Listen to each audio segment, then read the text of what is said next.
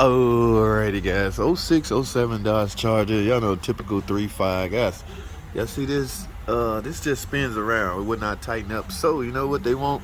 An oil pan. It's not that bad, right? Drop the rack, lower the rack a little bit. It's got a cool on it, which make it a little difficult, but all in all, it's not that bad. But I'm telling y'all what I'm pissed off about, man. That's right, I'm pissed off, man. Take a look at this, man. This is the part they got me, right? Oil pan, all right? No big deal, right? Now, but it's the kind of oil pan that they got me. Get a load of this. Oh my goodness, man. Why would they insult me like this, guys? This is a Derman freaking oil pan. Now, will it work? You know, Derman, I don't know about their oil pans. They be tripping sometimes. So I don't know if this Derman oil pan would work, but look. Oh my goodness. Now, what kind of gasket? Oh, this thing dripped overnight. Felpro gasket and a Derman oil pan. All right, Derman, you got one time. Don't fail me. Oh, you know what? Your days are numbered. Alrighty, guys, I'm still on this oil pan trying to get it out. And it's 3.5 V6 Dodge Charger. Now, guys, don't do what I did, okay? Y'all know me. I'm a realist, right? I like to tell y'all everything. Now, I can't get this oil pan out simply because I need to lift up on this engine. You can't lift up on the engine and the oil pan simply because you're getting ready to replace the damn oil pan. Now, here's what you need to do. Find a way. Whatever you do, don't jack up on the pan, guys. No, this is not plastic. However, still don't jack up on the pan, guys. Find a way to jack up on something that's extremely hard, such as this transmission. So jack you some blocks up, like right there. Let me bring it down so y'all can see that. All right, don't make the same mistake I made.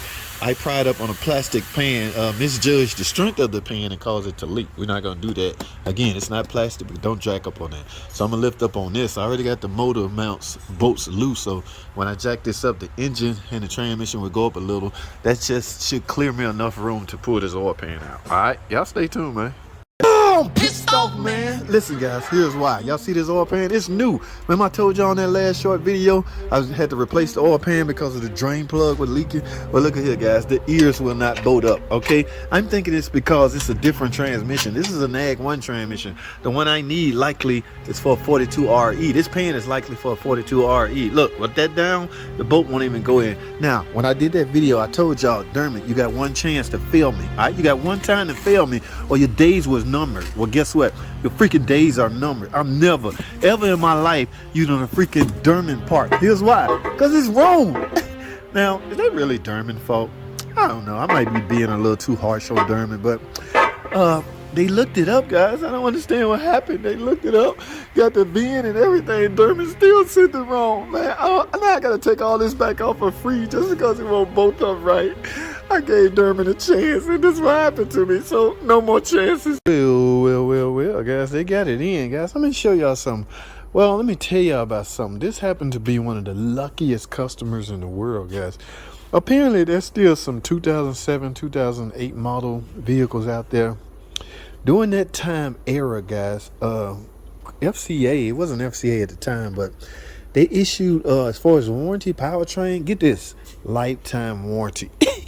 Lifetime warranty powertrain. Now, there's only a certain few vehicles still out there on the road that still have their warranty. Okay, I mean, it'll change with the owner change, but obviously the customers that own these cars, these vehicles, have no intention of getting rid of them.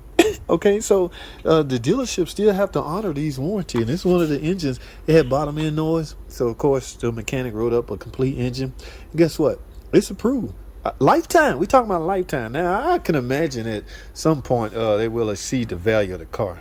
Alrighty, guys, here we go. They set my parts down here. Look what I got, guys. 9-speed fluid, guys.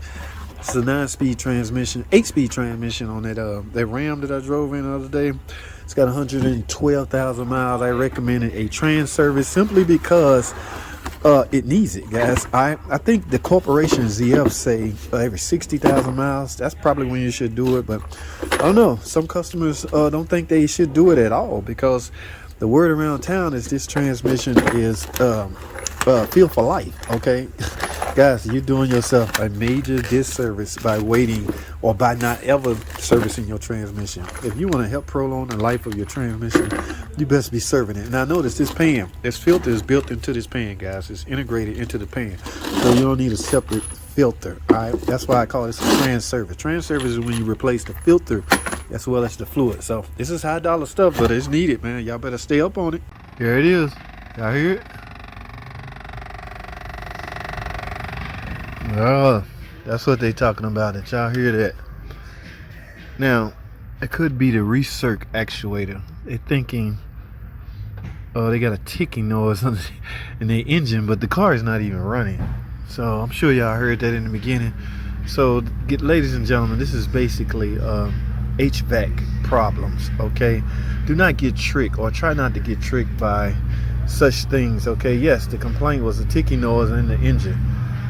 Check oil, ran the engine for a while, no noise, no such noise under the hood, but just sitting here, I think the ignition switch on, I heard a ticking noise coming from this area, right in the area of the recirc actuator, guys.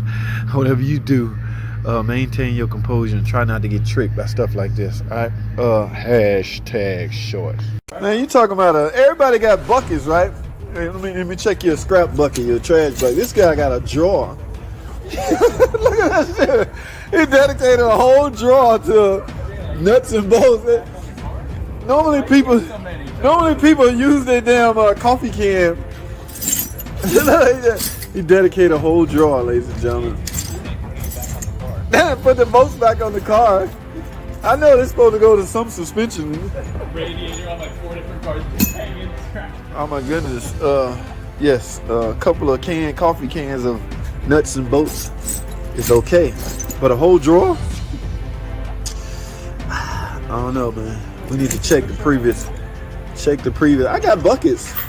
I don't have a drawers full of. No, you should hear the people calling for it, dude. My toolbox is too amateurish to do a toolbox review.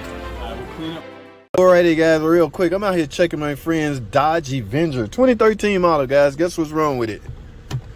Yes, the horn don't work. Guys, keep in mind, the horn is a safety feature. It is there to protect you. Okay, so if it's not working, you need to get it fixed. Now, as far as why it's not working, guys, you need to do some diagnosing if you're the mechanic. But keep in mind, guys, there's no typical ISO horn relay on this car. This car is equipped with a TIPM, totally integrated power module, all right? And that horn relay is attached to the motherboard of the TIPM, all right? So if you got horn relay problems, you will need a complete TIPM. Now, but I want to show you something before you do that, guys, and you will need a real good scan to do this.